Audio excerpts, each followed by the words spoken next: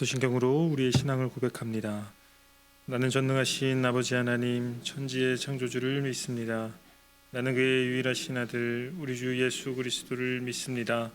그는 성령으로 잉태되어 동정녀 마리아에게서 나시고 본디오 빌라도에게 고난을 받아 십자가에 못 박혀 죽으시고 장사된 지 사흘 만에 죽은 자 가운데서 다시 살아나셨으며 하늘에 오르시어 전능하신 아버지 하나님 우편에 앉아 계시다가 거기로부터 살아있는 자와 죽은 자를 심판하러 오십니다. 나는 성령을 믿으며 거룩한 공교회와 성도의 교제와 죄를 용서받는 것과 몸의 부활과 영생을 믿습니다. 아멘. 찬송가 204장 함께 찬양하시겠습니다.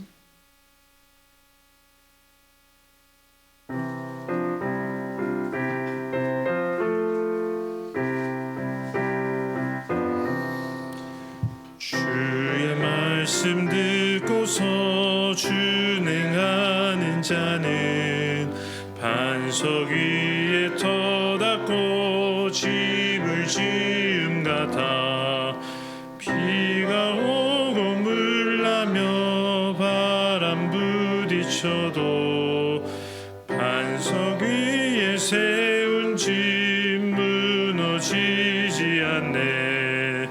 잘 짓고 잘 짓세 우리 집 잘 짓세 만세 반석 위에다 우리 집 잘 짓세 주의 말씀 듣고도 행치 않는 자는 모래 위에 터닫고 집을 지음 같아 비가 오고 물나며 바람 부딪혀도 모래 위에 세운 집 크게 무너지네.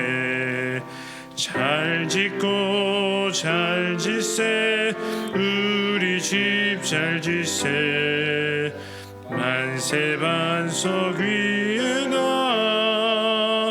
우리 집 잘 짓세 세상 모든 사람들 집을 짓는 자니 반석 위가 아니면 모래 위에 짓네.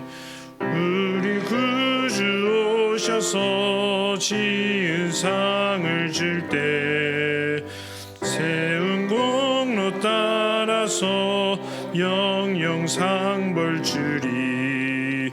잘 짓고 잘 짓세 우리 집 잘 짓세 만세 반석 위에다 우리 집 잘 짓세. 아멘. 오늘 우리에게 주신 하나님의 말씀은 구약성경 잠언 24장 23절부터 34절 말씀입니다.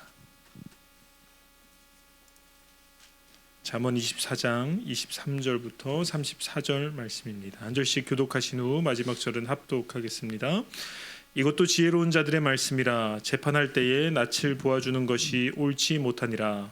악인에게 내가 옳다 하는 자는 백성에게 저주를 받을 것이요 국민에게 미움을 받으려니와.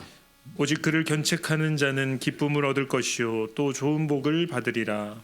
적당한 말로 대답함은 입맞춤과 같으니라. 내 일을 밖에서 다스리며 너를 위하여 밭에서 준비하고 그 후에 내 집을 세울지니라. 너는 까닭 없이 내 이웃을 쳐서 증인이 되지 말며 내 입술로 속이지 말지니라. 너는 그가 내게 행한 같이 나도 그에게 행하여 그가 행한 대로 그 사람에게 갚겠다 말하지 말지니라. 내가 게으른 자의 발과 지혜 없는 자의 포도원을 지나며 본즉 가시덤불이 그 전부에 퍼졌으며 그 지면이 거친 풀로 덮였고 돌담이 무너져 있기로. 내가 보고 생각이 깊었고 내가 보고 훈계를 받았노라. 내가 좀 더 자자 좀 더 졸자 손을 모으고 좀 더 누워 있자니 내 빈궁이 강도같이 오며 내 군핍이 군사같이 이르리라. 아멘. 기도하겠습니다. 좋으신 아버지 하나님 은혜를 감사합니다. 지난 간밤에도 저희들을 주님 품 안에서 편히 쉬게 해주시고 또 이 새벽에도 저희들을 주 앞에 불러주심을 감사합니다. 물을 떠난 고기가 살 수 없음과 같이 저희가 주의 은혜가 없이는 한순간도 살 수 없음을 고백합니다. 이 새벽에도 말씀과 기도 가운데 저희들을 만나주시며 주의 성령으로 충만케 하여 주옵소서.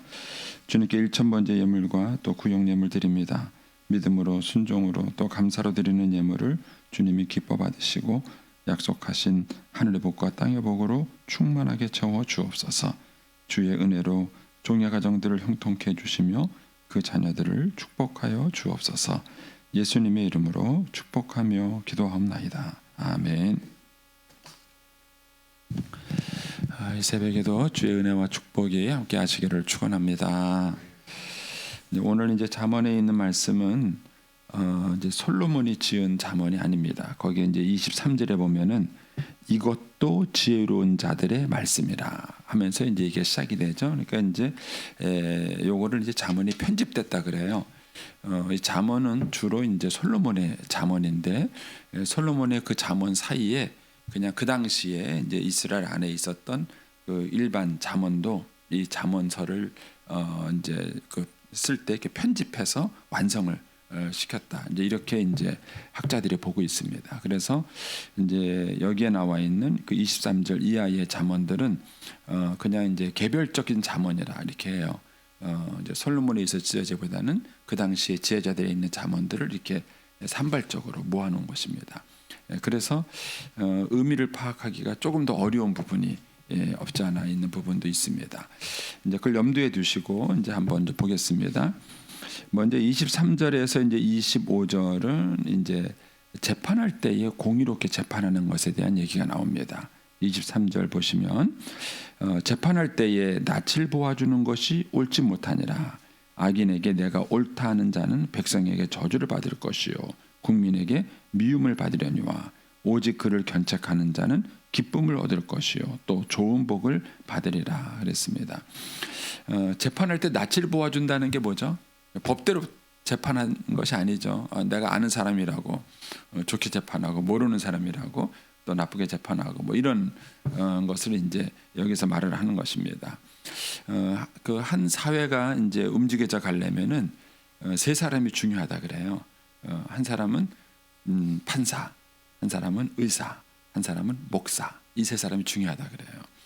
이제 목사는 영적인 생명을 다루는 사람이고 그 다음에 의사는 육적인 생명을 다루는 사람이라면 판사는 사회적 생명을 다루는 사람입니다.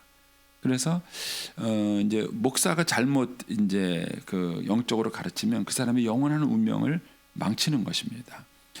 나중에 원망을 듣겠죠. 또 의사는 뭐죠? 생명을 다루는 사람입니다. 잘못된 판단을 하게 되면 사람의 생명이 왔다 갔다 하는 굉장히 그런 어려움이 있죠. 판사는 그 사회적인 생명을 판단하는 것입니다. 그래서 판사에게 있어서 중요한 것은 공의로운 판단이에요. 공의로운 판단입니다.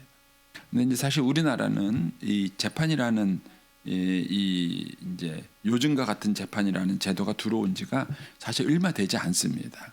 일제 시대 때 이런 것들이 들어와서 이제 이런 것들이 왔기 때문에 이제 이 생명이 짧죠. 이제 그러다 보니까는 이제 이런 재판의 과정에 불의한 재판이 아직까지도 우리나라에는 참 많이 남아 있어요. 저는 그래서 우리 사회가 지금 많이 지금 그 위기인 것 중에 하나가 뭐냐면 어느 것도 믿지 못하는 거예요. 뭐 법을 만드는 것도 믿지 못하고 집행하는 것도 믿지 못하고 법을 판단하는 사법부도 믿지 못하는 그런 이제 시대가 됐습니다. 그러니까 재판이 그래도 탁 떨어지면은 거기에 대해서는 승복할 수 있어야 되는데 우리는 이제 재판이 자기 뜻대로 안 되면은 그 재판이 잘못됐다 하고 막 이제 데모를 하는 그런 사회적 분위기가 형성이 되어 있는데 그것은 그 사회가 건강하지 못한 단적인 증거인 것이죠. 그래서 재판하는 사람이 공의롭게 재판한다는 것이 얼마나 중요한지 모릅니다. 근데 이제 이런 얘기를 하면은 여러분들은 다 딴 세상 이야기죠. 왜냐면 여기는 판사가 아무도 안 계십니다. 판사가 많아야 뭐 이제 이런 얘기를 갖고 고민하고 막 이렇게 진지할 텐데 그래서 여러분들은 판사가 아무도 안 계셔요. 그래서 이제 그런 얘기는 자꾸 하면 뭐 이제 사회적인 얘기가 되니까 혹시 판사가 계시다면은 제가 이렇게 얘기를 하고 싶은데 판사가 안 계시기 때문에 이런 의미를 이제 조금 더 개별적으로 적용한다면 저는 이제 이런 얘기를 해주고 싶어요.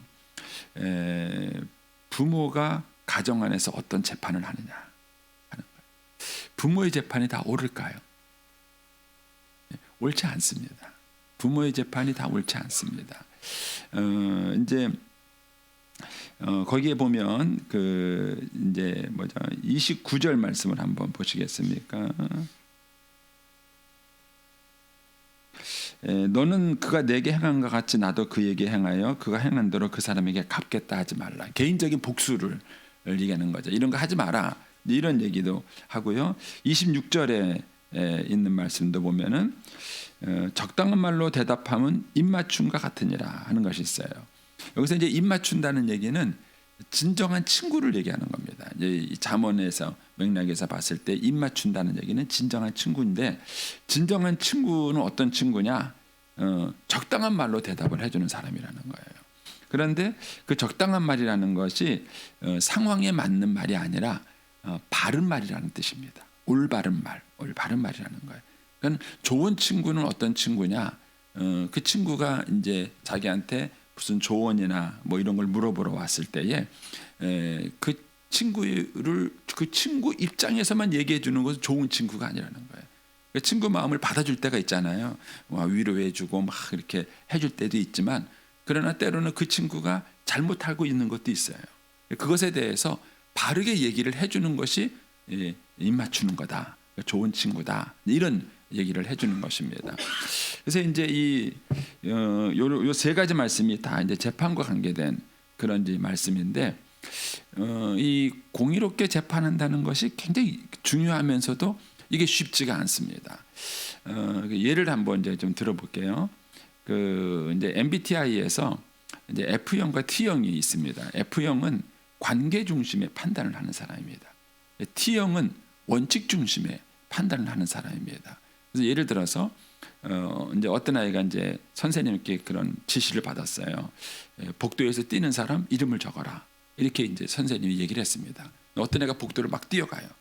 잡았습니다. 너 몇 학년 몇 반이야? 이렇게 물어보는데 걔가 뭐라 그러냐면 나 오줌 쌀 것 같다 그래요. 이름을 적습니까? 안 적습니까? 자, 한번 해보겠습니다. 그런 상황에 나는 이름을 적는다. 이름을 안 적는다. 뭐예요? 저는 이름을 안 적습니다. 왜냐하면 F형입니다. 그러니까 F형은 관계 중심의 판단을 하는 거예요.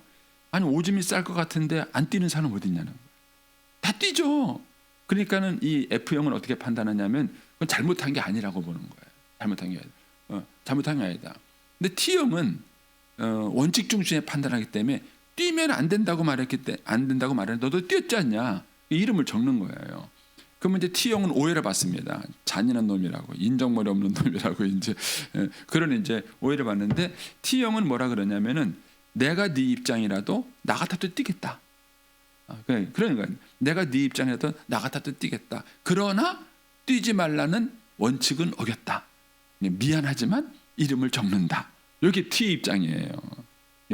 그러니까는 어떤 상황이 주어졌을 때에 그 상황을 판단하는 기준이 다릅니다.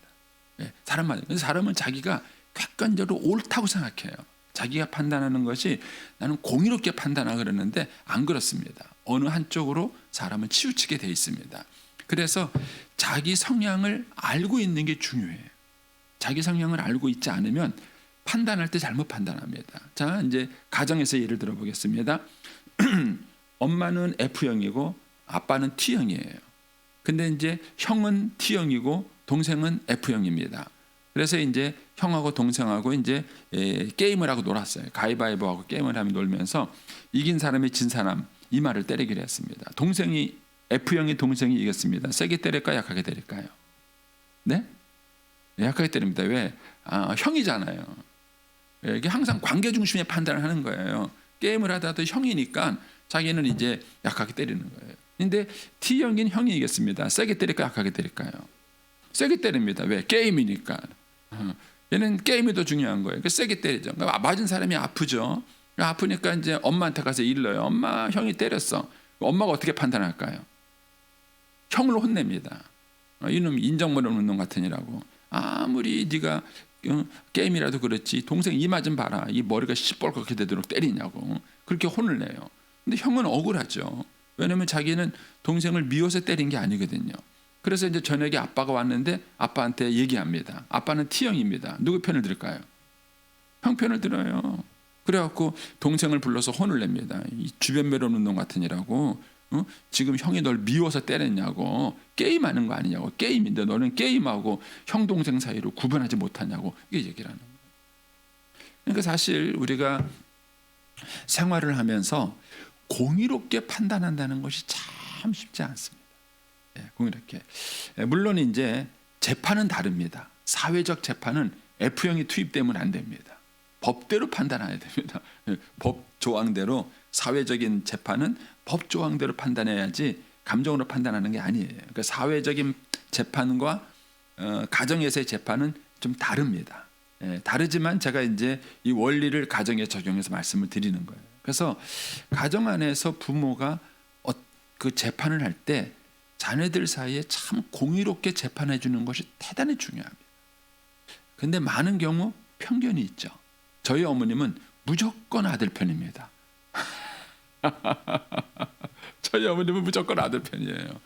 그러면 딸은 어떻게 하게 됐어요? 딸은 계속 상처와 아픔을 갖고 불의하고 공의한 일을 겪으면서 겪는 것입니다.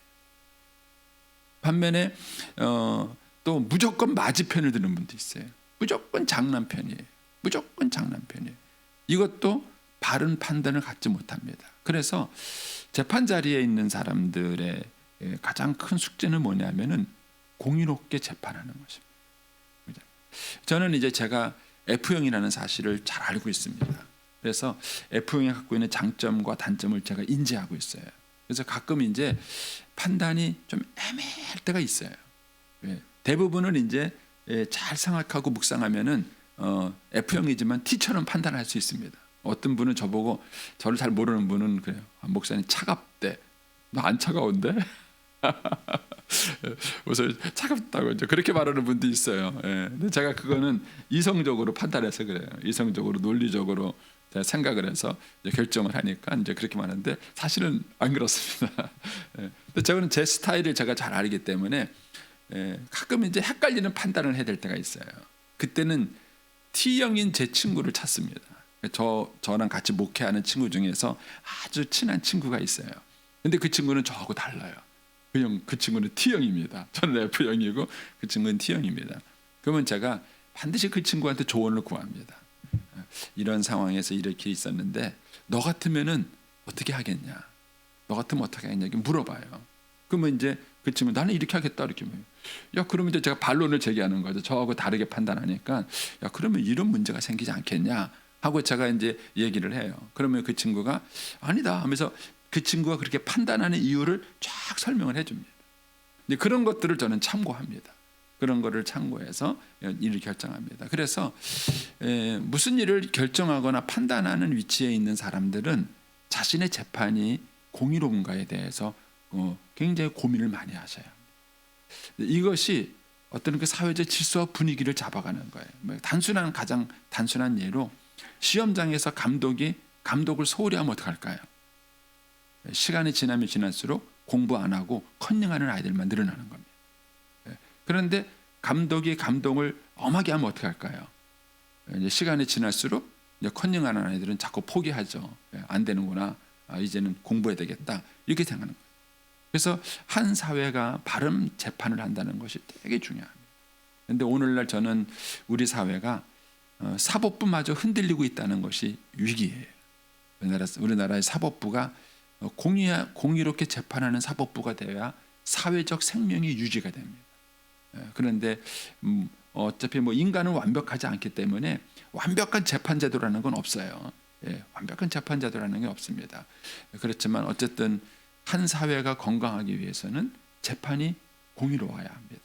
이 부분은 저와 여러분이 이제 개인적인 위치에 있든 간에 사회적 위치에 있든 간에 이것이 그렇게 될 수 있도록 이제 기도도 하시고 노력을 하셔야 되는 부분들이죠. 자, 이제 26절 말씀 이런 맥락에서 아까 말씀드렸던 26절 말씀 보면 적당한 말로 대답하면 입맞춤과 같으니라 그랬습니다. 여러분 좋은 친구는요 바르게 말해줄 수 있는 용기가 있어야 합니다. 근데 물론 쉽지는 않습니다. 상대방을 위로해 줘야 될 때가 있어요. 그걸 혼돈하면 안 돼요.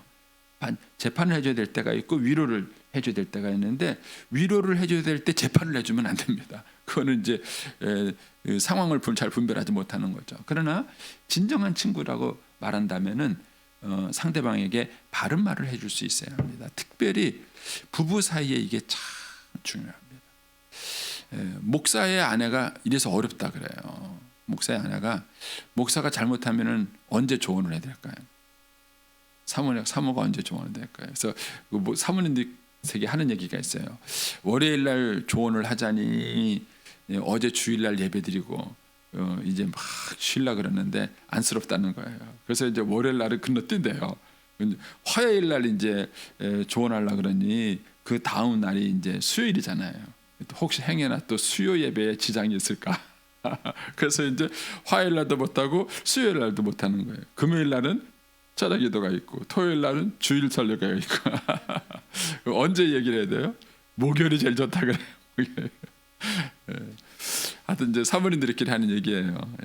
그래서 이게 참 잘못 얘기를 하면은 남편은 기죽여요. 당신은 맨날 뭐 그거 하는 게 이렇게밖에 없냐. 계속 남편을 향해서 비난과 정죄를 하게 되면은요 남편이 기죽죠. 기죽죠. 때로는 이제 아내가 남편을 믿고 칭찬하고 격려해주는 그런 것들이 필요하죠. 그러나 자기 남편을 항상 옳다고만 말하는 아내도 지혜로운 건 아니에요. 사람이라는 것은 자기가 보지 못하는 부분이 항상 있기 때문에 지혜로운 아내라면 뭐죠? 여기서 말하는 적당한 말을 해줄 수 있는 지혜가 필요한 거예요. 이대배가 참 이게 참 쉽지 않습니다.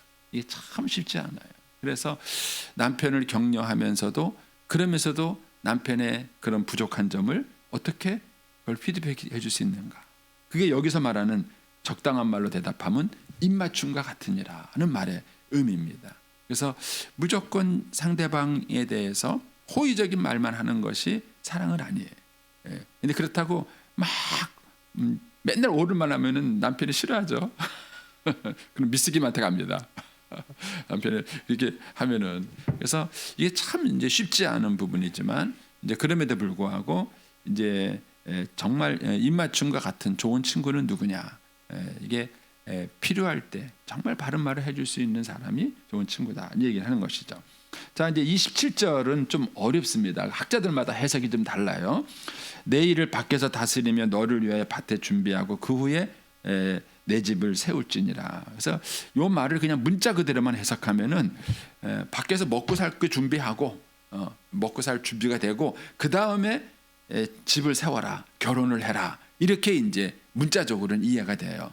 근데 이렇게 해석을 하면은 성경의 원리하고는 맞지 않습니다. 왜냐하면 성경에서는 직장보다 가정이 우선순위입니다. 성경의 우선순위가 있어요. 내 생명이나 가족보다도 예수님이 우선이죠. 먼저 그 나라와 그 의를 구하는 것이 우선입니다. 자녀보다 남편이나 아내가 우선입니다.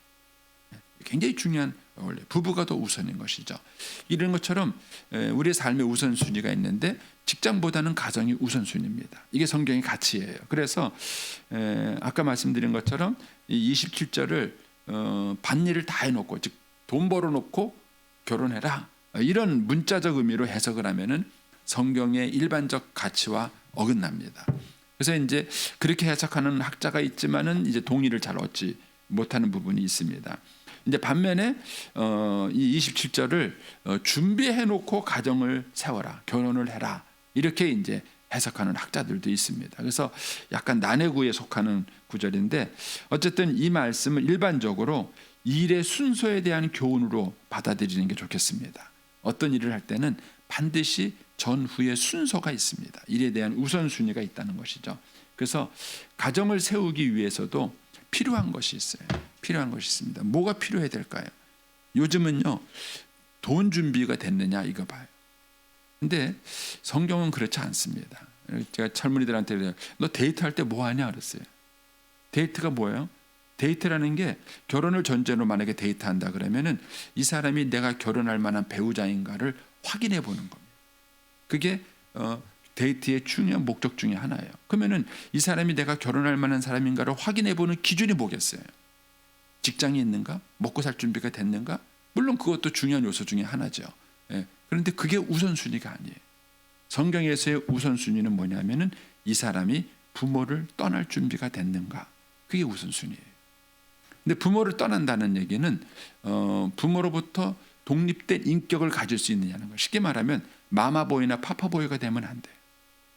이거는 결혼 준비가 안 된 사람이에요. 아무리 좋은 직장을 가지고 있고 무슨 뭐 돈이 많은 사람이라 할지라도 맨날 마마보이가 돼가지고 엄마 이거 어떻게 해야 돼? 엄마 이거 뭐 해야 돼? 엄마 이거 이런 친구는 결혼할 준비가 안 된 거예요. 예.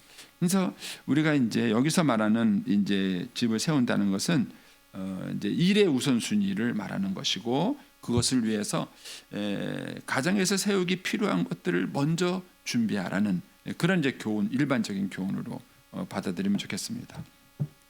어쨌든 난해구에 속한다는 것. 그다음에 28절입니다.